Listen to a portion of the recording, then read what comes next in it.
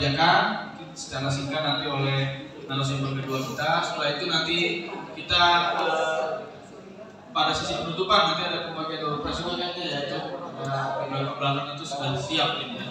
Jadi mau ditunggu dan bersabar sebentar lagi ya Bapak Ibu sekalian. Untuk materi yang selanjutnya nanti akan disampaikan oleh Mbak Nadia Anjarsari dari KPP 21.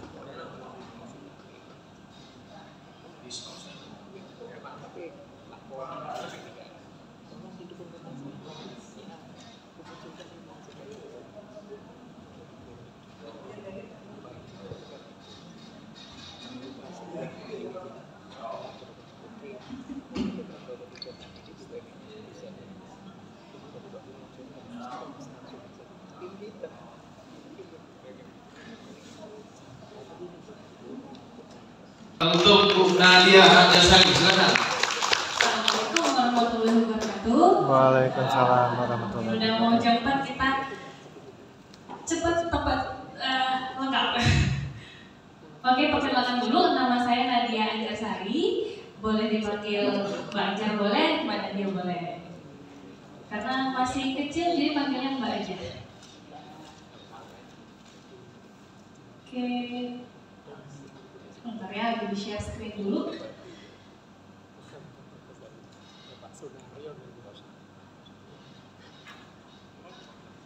Oke, sini saya dari KPP Pratama Bengkulu 1 yang kantornya ada di Anggut. Kalau tadi Kak Hamid di pada Harapan, kalau yang Bengkulu 1 adanya di Anggut.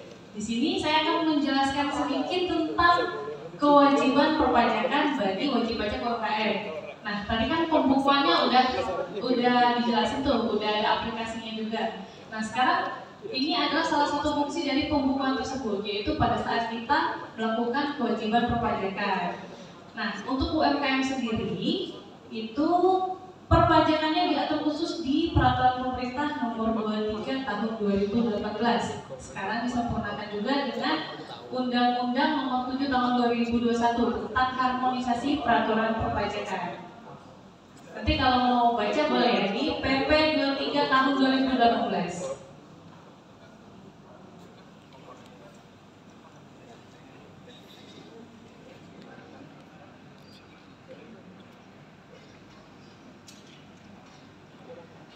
Oke, kalau ini mungkin semuanya udah tahu ya, pajak itu dia adalah sumber penerimaan terbesar untuk APBN kita, sumber penerimaan negara terbesar.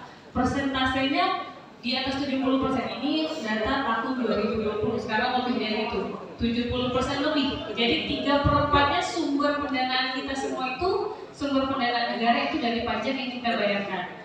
Makanya selain kita menjalankan kewajiban, kita juga punya hak untuk mengawasi penggunaannya, karena itu duit kita bersama. Oke, ini next aja. Nah, jadi siapa sih yang dimaksud UMKM di PP 23 Tahun 2018 itu? Yaitu kalau kita menjalankan usaha dan omset 1 tahunnya di bawah, tidak lebih dari 4,8 miliar dalam 1 tahun, itu tergolong UMKM. Dan boleh menggunakan PP 23 Tahun 2018 selama, nih kalau kita usaha atas nama pribadi, itu boleh menggunakan selama 7 tahun. Kalau kita usahanya dengan mendirikan CV atau PT, kalau PT itu maksimal 3 tahun penggunaannya. Kalau selain PT itu 4 tahun. Sejak kapan? Sejak kalau dia wajib pajak lama di sini adalah wajib pajak yang terdaftar sebelum 2018. Jadi kalau kita sudah punya NPWP sebelum 2018, 7 tahun, 3 tahun, 4 tahunnya terhitung sejak 2018. Jadi kalau kita orang pribadi, boleh pakainya sampai 2025. 2018, 19, 20, 21, 22, 23, 24, 2024, 7 tahun ya. 2025 sudah nggak boleh lagi pakai ini.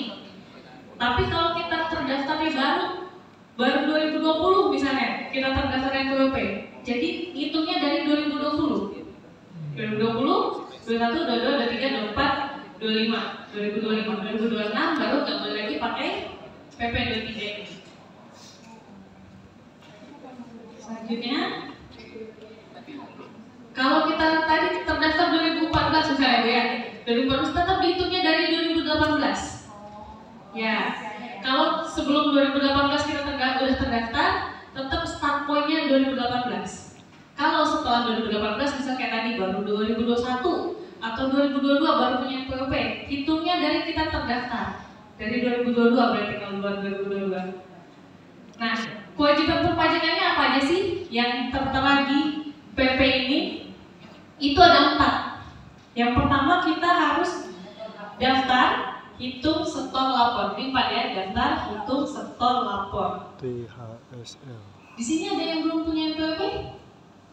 Misalnya udah semua ya. Insya Allah. Jadi untuk daftar ini kalau belum terdaftar aja. Jadi kalau sudah punya NPWP nggak perlu daftar lagi. Ya.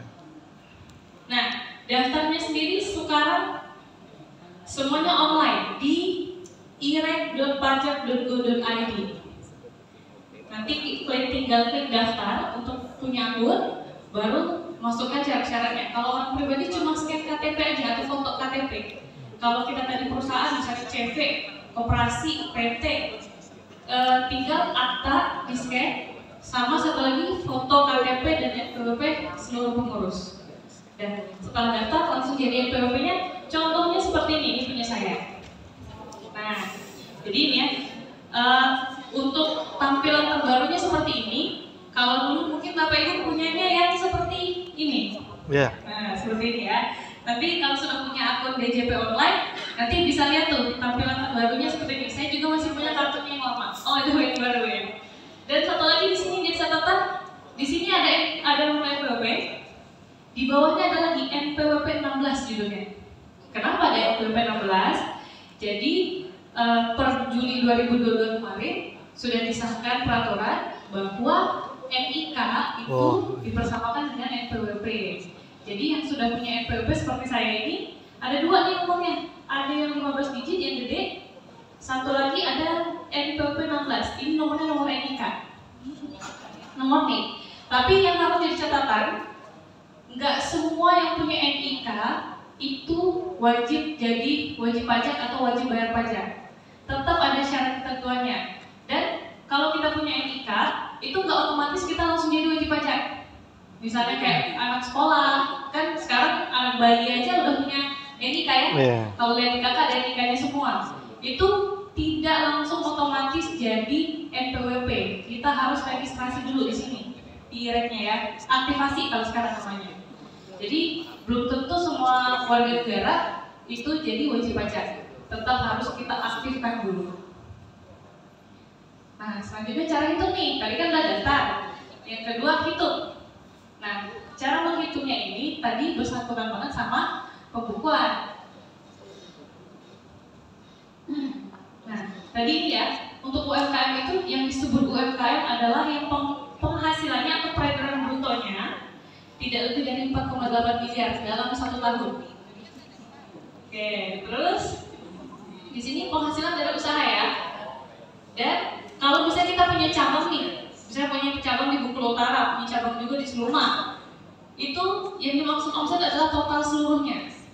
Jadi kalau kita punya 3 ruko, masing-masing 2 miliar omset setahun, nah berarti bukan UMKM lagi tuh, karena udah di atas 4,8.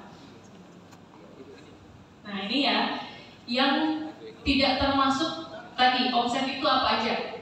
Yang pertama kalau penghasilan biasa sehubungan pekerjaan bebas. Misalnya kita punya usaha, kita punya toko, tapi kita juga dokter misalnya. Kita dokter, kita punya toko, kita buka praktek. Nah yang dari buka praktek itu bukan. Jadi atasnya usahanya aja. Atau misalnya kayak kita notaris misalnya, tapi punya usaha, tapi atas penghasilan notaris yang atas pekerjaan jasa tadi itu nggak termasuk. Yang kedua penghasilan luar negeri ini nggak termasuk ya. Yang ketiga penghasilan yang dikenai PPh final. Misalnya kita jual rumah, nyewain rumah itu nggak termasuk. Yang terakhir penghasilan yang dikecualikan sebagai objek pajak. Contohnya warisan, hibahan dari orang tua, beasiswa, nah itu nggak termasuk. Nah ini contoh tadi ya, kalau kita punya 3 ruko misalnya, satunya 1 miliar, satu lagi, oke ketutupan.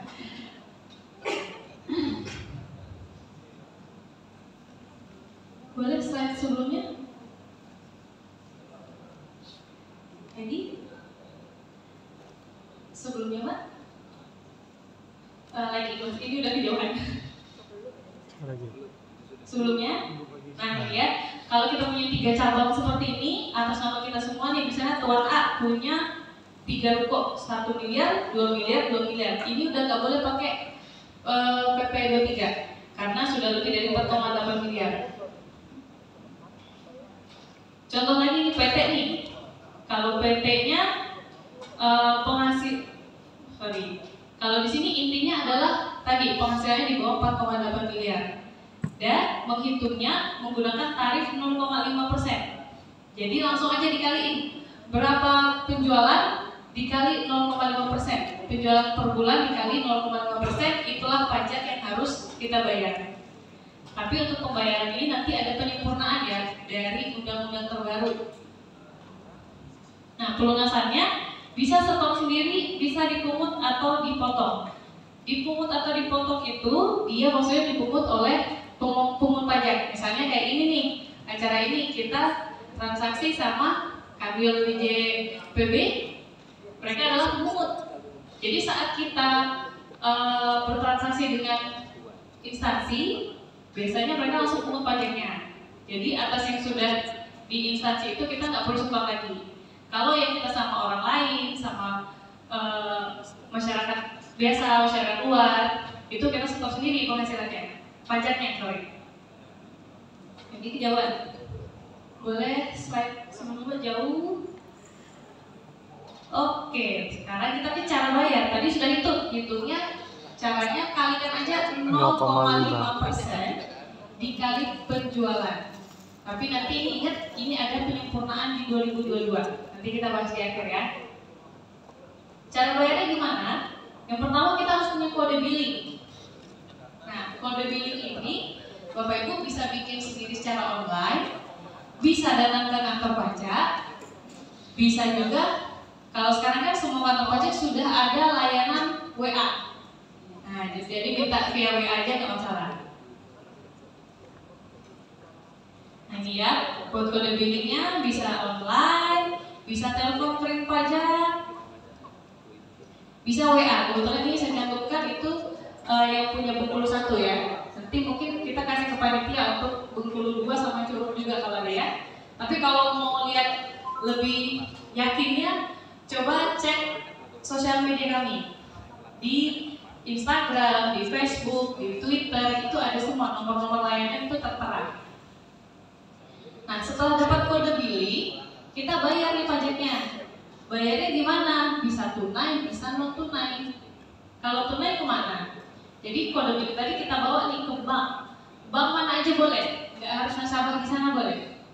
Yang kedua, boleh ke kantor pos. Yang ketiga sekarang lebih banyak lagi ke Indomaret. Tunjukkan aja kode billing, bayar, dapat stroke, dan itu bukti bayarnya. Kalau non tunai, nah boleh ke ATM, boleh ke mini ATM. Mini ATM ini biasanya di kantor pajak udah ada tuh yang mesin edisi, yang digesek-gesek. Terus boleh pakai internet banking, mobile banking. Terus ada juga e-commerce nih, Tokopedia sama Bukalapak. Jadi sambil belanja online, sambil bayar pajak. Nah, ini kewajiban yang terakhir. Tadi kan daftar, hitung, setor, terakhir lapor.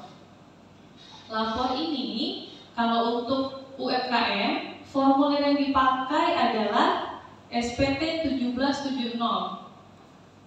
Nah, kurang lebih bentuknya seperti ini. Nanti untuk penghasilannya, untuk omsetnya dimasukkan ke lembar ketiga, bagian paling bawah itu nomor 16. Nah, nanti dimasukkan di sini ya, untuk omsetnya berapa sama tadi pajaknya berapa yang 0,5%. Lapornya kapan? Oke, lapornya itu kalau kita usahanya atas nama pribadi, paling lambat 31 Maret tahun berikutnya. Jadi misal 2022 ini, nanti dilapor di 2023. Di 2023, dari Januari itu sudah bisa. Januari, Februari, Maret, nggak harus nunggu Maret.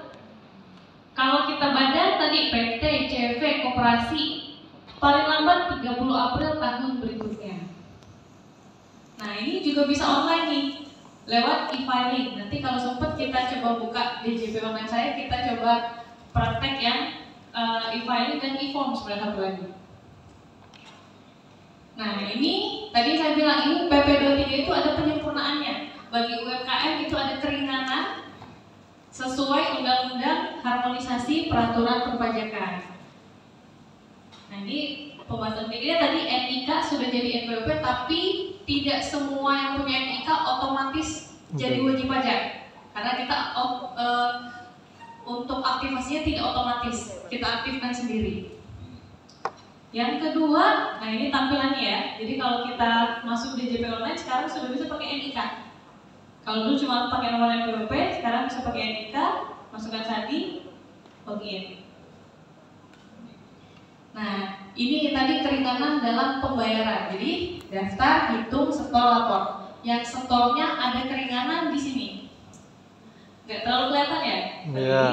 Jadi di sini ada peraturan terbaru, yaitu pengenaan 0,5% ini bagi wajib pajak yang omsetnya 1 tahun di bawah 500 juta, omset ya, penjualannya 1 tahun di bawah 500 juta itu dibebaskan pajaknya.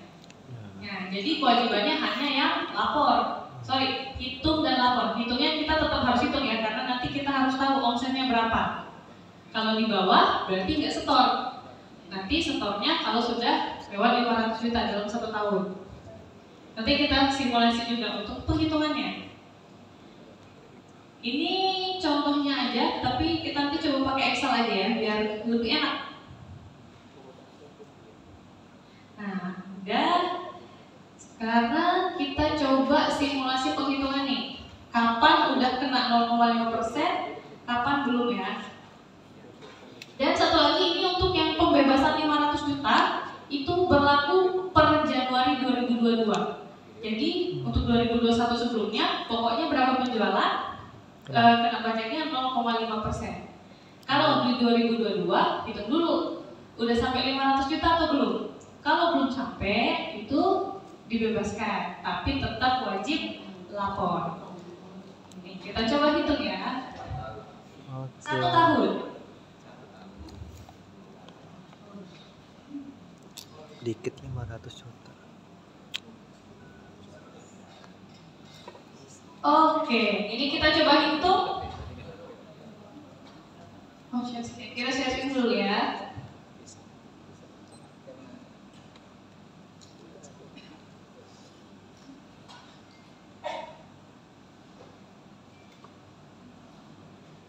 Yang di Zoom sudah kelihatan?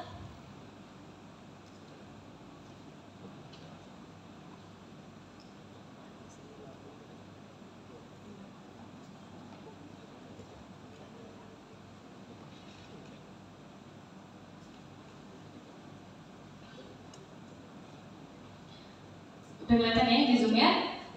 Nah, ini kita contoh ya. Ini omset 2022. Di sini ada, di sebelahnya ada kumulatif ya. Jadi 500 juta itu dihitungnya dari Januari.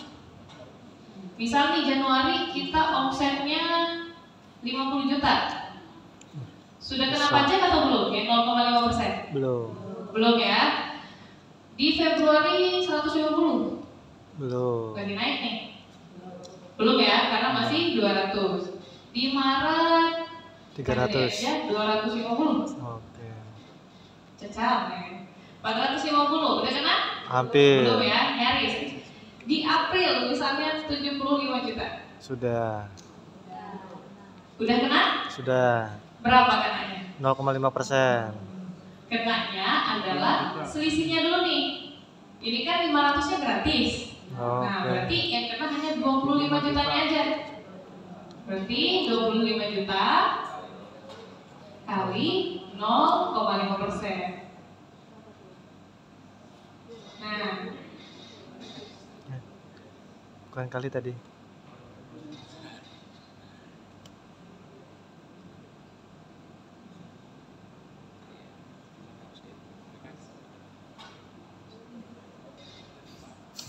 nah berarti di bulan April pajak yang harus dibayar adalah 125.000. Di bulan Mei gimana? Gimana kalau dia omsetnya 50 nih? Kenanya berapa? 50 ini kalau setelah lewat 500 dia normal. Berapapun pendapat omsetnya itu dikali 0,5%. Berarti mulai dari Mei itu 0,5% dikali 50 juta langsung. Terus sampai Juni, Juli sampai Desember seperti itu. Januari tahun depan argunya ulang lagi dari 0. Jadi kalau misalnya di 2022 sudah lewat 500, di 2023 balik lagi hitungnya dari 0 lagi. Oke ya. Oke, ini yang penghitungan. Ini kita sempat kuis ya, boleh ya? Oh tadi kita coba cek di DJP online ya, mungkin bisa sharing.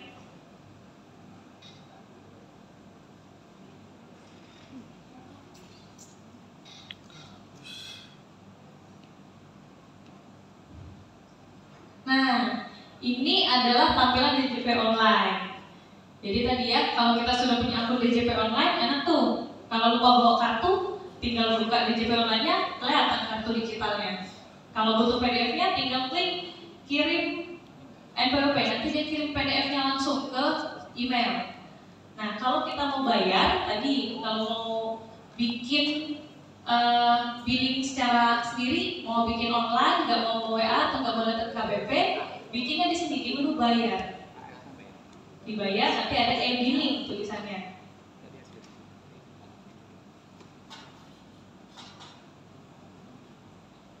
Oke, baterai mau habis. Sekian dulu. Nah, itu ada e-billing. Sampai jumpa Nanti bikinnya di sini. Kodenya tadi ya, di video 41128 selanjutnya. PPH. Terima kasih. Wassalamualaikum warahmatullahi wabarakatuh. Bayar sendiri.